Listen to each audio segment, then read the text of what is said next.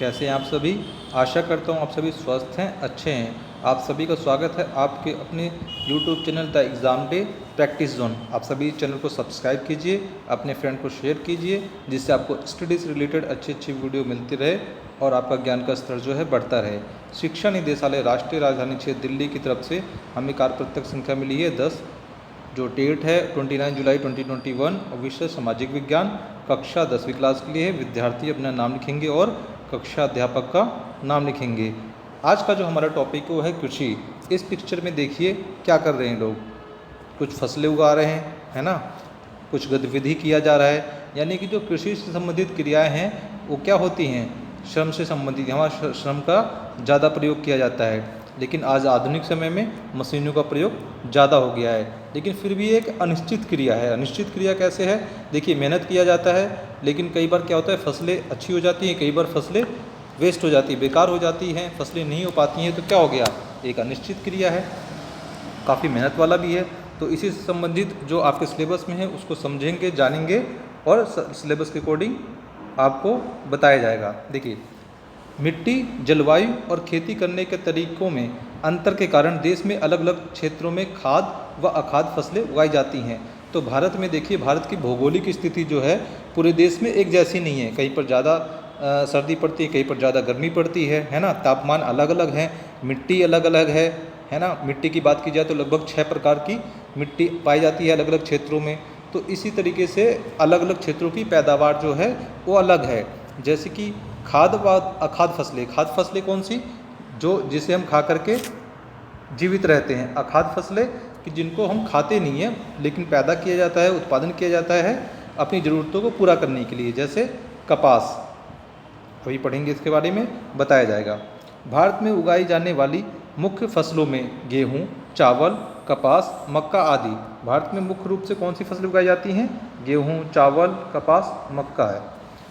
भारत की प्रमुख, इसमें गन्ना भी है, ठीक है, तो इसमें मुख्य रूप से ये दे रखा है। भारत की प्रमुख फसलों के संदर्भ में नीचे तालिका में जानकारी प्रदान की गई है। तो कुछ फसलों के नाम दे रखे हैं, जैसे गेहूँ, चावल, कपास, मक्का, और तापमान डिग्री, यानी कि कितनी ज़रूरत होती है इसकी पैदावार के लिए। गेहूँ की बात की जाए तो 10 से 25 डिग्री सेल्सियस। फसल का प्रकार क्या है, रबी और खरीफ। देखिए, रबी और खरीफ ये फसलें जो होती हैं फसलों के प्रकार में बांटा गया है। तो गेहूँ किस में आता है, रबी वाली फसल में आता है, ठीक है। मृदा यानी कि बात की जाए मिट्टी की तो जलोढ़ मृदा का ये प्रकार है, जलोढ़ मृदा, ठीक है। वर्षा जो है 50 से 75 सेंटीमीटर। जलवायु उष्ण व उपोष्ण। तो जैसे एग्ज़ाम में लिखने के लिए आपको आ जाता है कि कोई फसल के बारे में, तो ये सब चीज़ें लिखनी पड़ती हैं। गेहूँ की पैदावार के लिए विभिन्न दशाओं का वर्णन कीजिए, तो ये दशाएं आपको वर्णन करनी पड़ेगी। जैसे इसमें गेहूँ आपने लिख लिया, तो इसमें फसल का प्रकार रबी लिख लिया आपने, मृदा जलोढ़ मृदा लिख ली, और वर्षा लिख लिया आपने, और जलवायु क्या है, उष्ण व उपोष्ण। दोनों में कन्फ्यूजन अगर होती है तो आप दोनों लिख दीजिए, उष्ण व उपोष्ण। क्यों, क्योंकि भारत की जलवायु लगभग उष्ण व उपोष्ण जो है मिलती जुलती है। तो क्षेत्र की बात की जाए कहाँ कहाँ पर पैदा होता है गेहूँ, तो सबसे ज़्यादा गेहूँ जो होता है वो उत्तर प्रदेश में पैदा होता है ना। उत्तर प्रदेश में सबसे ज़्यादा पैदा होता है, और फिर अन्य राज्यों में पंजाब, हरियाणा, मध्य प्रदेश, बिहार, राजस्थान नाम दे रखे हैं। नेक्स्ट है हमारा क्या है, चावल। अब देखिए, चावल जो है, चावल की पैदावार के लिए 25 डिग्री से अधिक की ज़रूरत होती है, ठीक है। 25 डिग्री तापमान से अधिक, यानी कि अगर 25 डिग्री से अधिक की बात की जा रही है तो आपको इतना तो पता होना चाहिए कि 25 डिग्री से अधिक है तो ये गर्मियों में इसका जो है पैदावार की जाती है, यानी कि इसकी फसल को बोया जाता है। अब बात की जाए खरीफ की फसल जो है, खरीफ की फसल में फसल का प्रकार जो क्या है, ये चावल खरीफ की फसल है। मृदा जलोढ़ मृदा, गेहूँ और चावल मुख्य रूप से इन्हीं दोनों चीज़ों के बारे में पूछता और भी पूछता है, तो इसमें दोनों में जलोढ़ मृदा ये इसके लिए उपयोगी होती है। वर्षा 100 सेंटीमीटर से अधिक, 100 सेंटीमीटर से अधिक, यानी कि देखिए गर्मियों में बोया जाता है ना। तो उसके आगे जो गर्मी के बाद क्या शुरू होती है, बरसात शुरू होती है, तो इसको वर्षा का पानी अधिक मिल जाता है। तो आपको इस तरीके से याद रखना है कि टेम्परेचर 25 डिग्री से अधिक, वर्षा और अधिक चाहिए, यानी कि 100 सेंटीमीटर से अधिक की वर्षा चाहिए। तो गर्मियों के बाद बरसात शुरू हो जाती है, तो 100 सेंटीमीटर से अधिक की वर्षा इसको मिल जाती है। और जलवायु उष्ण, उष्ण किसकी जलवायु में ये ज़्यादा होता है। और अगर कन्फ्यूजन है आपको तो उष्ण और उपोष्ण दोनों लिख लीजिए। क्षेत्र किन क्षेत्रों में होता है? पश्चिम बंगाल में सबसे ज़्यादा होता है चावल, ठीक है। उसके बाद अन्य राज्य हैं पंजाब, हरियाणा, आंध्र प्रदेश, असम। उत्तर प्रदेश का नाम नहीं है इसमें, उत्तर प्रदेश भी होना चाहिए, उत्तर प्रदेश भी लिख सकते हैं आप। अगली फसल जो है वो है कपास। कपास क्या है? एक अखाद्य फसल है, ठीक है। इसको खाया नहीं जाता, अपनी ज़रूरतों के लिए प्रयोग किया जाता है। जो आप ये सूती कपड़े वगैरह जो पहनते हैं, ठीक है, सूत वगैरह जो, ये तापमान जो है 30 डिग्री सेल्सियस, तापमान इसके लिए कितना चाहिए? 30 डिग्री सेल्सियस, यानी कि फसल का प्रकार खरीफ। कपास क्या है? खरीफ फसल है। और मृदा जो है काली व जलोढ़ मृदा। तो कपास के लिए मुख्य रूप से अगर पूछा जाए, अगर ऑब्जेक्टिव टाइप में क्वेश्चन आ जाता है तो उसमें काली मृदा में ही चिन्ह लगाना है, ठीक है। डिस्क्रिप्टिव में आ जाता है, लिखने के लिए आ जाता है तो काली व जलोढ़ दोनों लिख सकते हो। लेकिन अगर ऑब्जेक्टिव टाइप में क्वेश्चन आ जाता है आपके एग्जाम में तो काली पे गोला लगाना है जिससे आपका सही हो जाए। तो कपास के लिए काली मृदा, का से कपास, का से काली मृदा, ओके, याद रहना चाहिए। वर्षा 50 से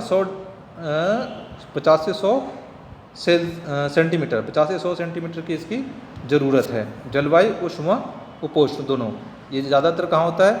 महाराष्ट्र, गुजरात, मध्य प्रदेश और हरियाणा। तो सबसे ज़्यादा कहाँ पर होता है? गुजरात में। सबसे ज़्यादा कपास कहाँ पे होता है? गुजरात और महाराष्ट्र में। तो सबसे ज़्यादा गुजरात, फिर महाराष्ट्र और अन्य राज्य। मक्का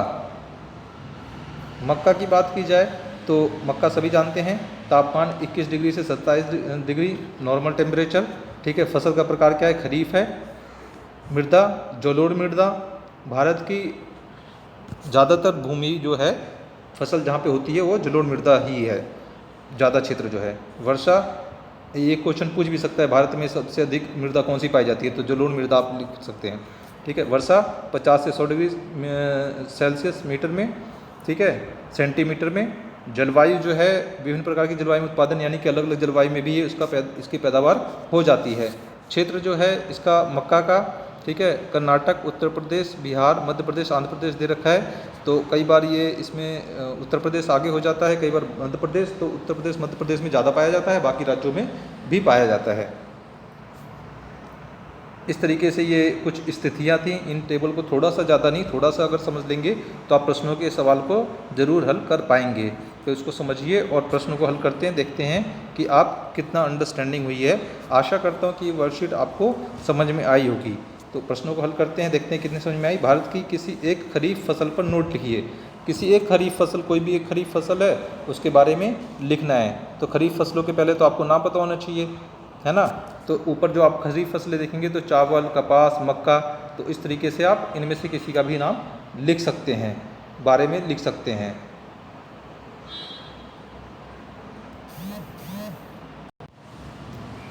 देखिए पहला क्वेश्चन क्या था हमारा, भारत की किसी एक खरीफ फसल पर नोट लिखिए।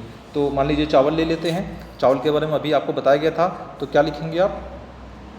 चावल एक खरीफ फसल है, यह एक खाद्य फसल है, यानी कि खाई जाने वाली फसल है। उत्पादन की दशाएं, उत्पादन की दशाएं यहाँ लिख सकते हैं आप, उत्पादन की दशाएं, ठीक है। उत्पादन की दशाएं कैसी होनी चाहिए? तापमान 30 से 40 डिग्री सेल्सियस। मिट्टी जलोढ़ मिट्टी में होता है। वर्षा 50 से 100 सेंटीमीटर की वर्षा इसकी ज़रूरत है। जलवायु उष्ण। श्रम अधिक, मतलब अधिक श्रम लगता है अन्य फसलों के मुकाबले में। जैसे चावल अगर फसल कुछ बच्चे जानते होंगे तो उसमें क्या होता है, पहले उसको जो धान होता है, चावल जिसके अंदर से निकलता है उसे धान कहते हैं। तो ऐसे उसको छीटा जाता है, खेत में बिखेरा जाता है, फिर थोड़े छोटे से फसल टाइप में थोड़े से निकल जाते हैं तो उनको उखाड़ा जाता है, फिर उनको उखाड़ के फिर अलग दूसरी जगह पे बिठाया जाता है, समझ रहे हैं। तो इस तरीके से इसमें श्रम की अधिक चाहिए होता है। उत्पादक में बात की जाए, श्रम में उत्पादक राज्य भारत के चावल के उत्पादन में पश्चिम बंगाल प्रथम स्थान पे है। अन्य राज्य पंजाब, हरियाणा, उत्तर प्रदेश, बिहार लिख देंगे आप कि यहाँ भी पैदावार होती है। तो यानी कि चावल गेहूँ में तो पंजाब, हरियाणा, उत्तर प्रदेश और बिहार, ये नाम तो आप चावल और गेहूँ दोनों में लिखेंगे, ठीक है। लेकिन प्रथम पता होना चाहिए और ये 3-4 राज्य आप लिख देंगे एग्ज़ाम में, तो आपका काम हो जाएगा। चलिए, भारत की किसी एक रबी फसल पर संक्षिप्त निबंध लिखिए। तो संक्षिप्त निबंध लिखिए, तो निबंध का मतलब ये नहीं कि आप कहानियों की तरह लिखने लग जाएं। दिवाली का जो ऐसे निबंध लिखना शुरू कर देते हैं, अब आप 10th क्लास में चले गए हैं तो आपको पॉइंट टू पॉइंट चीज़ें पता होनी चाहिए और लिखेंगे तो आपको अच्छे से मार्क्स भी मिलेंगे। उत्तर, गेहूँ एक रबी फसल है, ठीक है, इसे रबी की जगह रबी फसल कर लेंगे, ठीक है। यह एक खाद्य फसल है, खाद्य फसल यानी खाई जाने वाली फसल। उत्पादन की दशाएं क्या है इसमें, तापमान 10 से 25 डिग्री सेल्सियस, मिट्टी जलोढ़, वर्षा 50 से 75 सेंटीमीटर, जलवायु उष्ण व उष्ण दोनों में हो जाता है ये। श्रम उसके मुकाबले कम, श्रम के मतलब कम चाहिए होता है उसके मुकाबले, चावल के मुकाबले। उत्पादक, गेहूँ उत्पादन में उत्तर प्रदेश प्रथम स्थान पर है। अन्य राज्य जो है मध्य प्रदेश, पंजाब, हरियाणा, बिहार, है ना, आंध्र प्रदेश, असम, इस तरीके से लिख सकते हैं आप, यहाँ पर भी गेहूँ की पैदावार होती है। तो ये तीसरा प्रश्न था। और प्रश्न तीसरा क्या है, आज आपने भोजन में किस प्रकार की फसल का सेवन किया, उनके नाम लिखिए। तो देखिए ये तो आपकी अपनी व्यक्तिगत वो है कि आज आपने भोजन किया नहीं किया, तो ऐसा नहीं लिखेंगे भोजन नहीं किया, उत्तर गलत हो जाएगा आपका। आपको लिखना पड़ेगा कि आज आपने भोजन में किस फसल का सेवन किया, किस फसल का, यानी कि चावल का किया, गेहूँ का किया, मतलब गेहूँ तो नहीं खाया आपने लेकिन फसल तो लिखना पड़ेगा ना, रोटी खाया तो वो गेहूँ का ही बनता है। चना, चना के ब्रैकेट में ऐसे दाल कर देंगे, तो चना दाल, क्योंकि चना वाली दाल है तो चना दाल, प्याज आदि। तो इस तरीके से आप लिख सकते हैं जो भी आपने खाया होगा। तो आशा करता हूँ कि ये वर्कशीट थोड़ा सा ज़्यादा नहीं, थोड़ा सा, बिल्कुल थोड़ा सा टफ है, लेकिन आप समझने की कोशिश करेंगे, समझ पाएंगे। और लिख करके साफ साफ अपने विषय अध्यापक को भेजिए और पढ़ते रहिए, अपना ध्यान रखिए, सब्सक्राइब कीजिए, शेयर कीजिए। Take care.